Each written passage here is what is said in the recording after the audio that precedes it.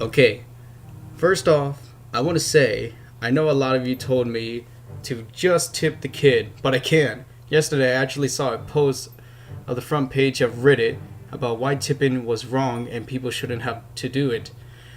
I took that as a sign and I'm doing the right thing. I'm not going to give in what they want just because they're going to try and use some scare tactics against me. I did decide, however, that Enos and I were going to find out exactly where this Ichu pizzeria was at exactly midnight last night. I received a phone call from that woman. All she did was laugh into the phone. I gritted my teeth and became stern. You want your tip, bitch? Come and get it. I said. I hung up the phone and put on some pants. I shook Enos awake and he asked me what was going on. I told him to get in the car. We waited in the car across the street from our house and watched intently. This is insane, man. Just tip them, Ina said. Nice. I told him exactly what I told all of you. They weren't going to get a tip out of me. No way in hell! I watched the house like a hawk. 30 minutes have gone by, and still no sign of anything. Enos had drifted off back to sleep. It didn't matter right now. The plan was simple. Wait the little bastard to drive up to the house. Wait for him to realize there was no tip. Then follow him back wherever the hell he came from. Then I saw something in my driveway. It was pretty much appeared out of thin air. Like it had just crawled out of the darkness.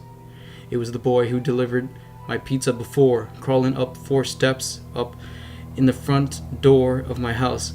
How did he get here without a car? Where did he come from? What was he doing? I watched him crawl all the way up to the front door and then he stood up and just opened it. He walked right into the house and left the door open.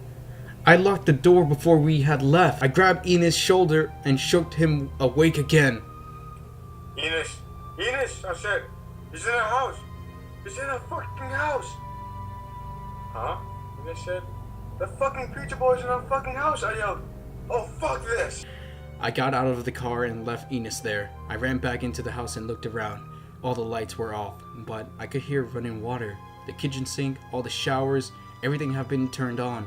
I flickered the light switch and observed the living room. It was completely wrecked. Alright. Come on out, I screamed. Get out here, you pussy. Help me. I heard a faint voice say. I turned around. There on the ground was Mondo. He was crawling towards me. It looked like he was in bad physical pain. Mondo, I screamed. Mondo, holy shit. I bent down to try to help him. What did they do to you, man? What did they fucking do to you? Death is a reward, Mondo whispered. He began trembling. Mondo? Mondo, are you okay? Holy shit. I got out of my phone and dialed 911, but Mondo's screams drew my attention away. A thick red liquid oozed out of Mondo's mouth. At first glance I thought blood, but as I dipped my finger in it, I knew this wasn't blood. He grabbed my arm as his skin began peeling off, revealing a soft, lumpy exterior. It smelled like baked cheese, because that's exactly what it was. What the fuck? Was all I could say.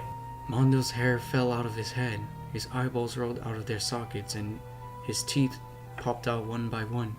His clothes withered away, and he seemed to melt into the ground. Mondo? I yelled. Mondo! I watched him sink into the ground. Enos ran in frantically. What's going on? Enos asked. Mondo, I looked over at Mondo. He was completely gone. The running water had stopped as well. He was here and then he melted. He melted? Enos said. Yeah, I saw him. He asked me to help him and he... God damn, man. I think he needed some sleep, Enos said. He walked back upstairs and went to his room. I stood there silently. Then I got the phone call. I picked it up and immediately I heard, "Tip." It wasn't a woman. It sounded like a young child. And they were whispering. I heard footsteps in the background and a groan. It was Enos. "Enos!" I screamed. I ran up the stairs to his room. What? What? What the fuck do you want? He said. They called me. "They're in your room," I said. "I could hear you. I could." He snapped the phone out of my hands. "Hello? Hello?" He said. No answer. "You're not even on the line with anyone." They must have hung up. "According to your history, you haven't received any calls today or yesterday," Ina said. "Look, man, I'm worried about Mondo too. But you have to get it together. At first, I thought the pizzeria might be involved, but this is reality, man. The police will figure out what happened to him. You just need to chill and stop thinking about the pizza place." "Okay. Alright," I said.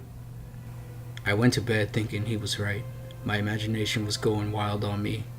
I'd been on no sleep for too long and I was seeing things from all the stress. Then I heard a quiet pattering.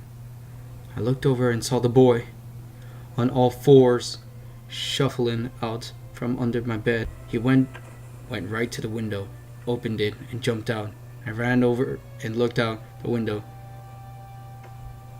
His twisted, bloody body laid on the ground. His face was stuck in a smile. "Oh my God!" I yelled. I practically jumped down the stairs and out the door into the yard. But the boy wasn't there, and there was no trace of him. I looked around for a second, surrounded by nothing but cricket noises. Then my ringtone broke the silence. I answered it. "No more games. You tip. You tip now," she said. I took my phone and threw it to the ground. It smashed to pieces. It's morning now, and I'm not sure what to believe. I think I might need to get some mental help. Mondo's disappearance may be getting the better of me. There's too many unexplained things, and I just have to get myself some help.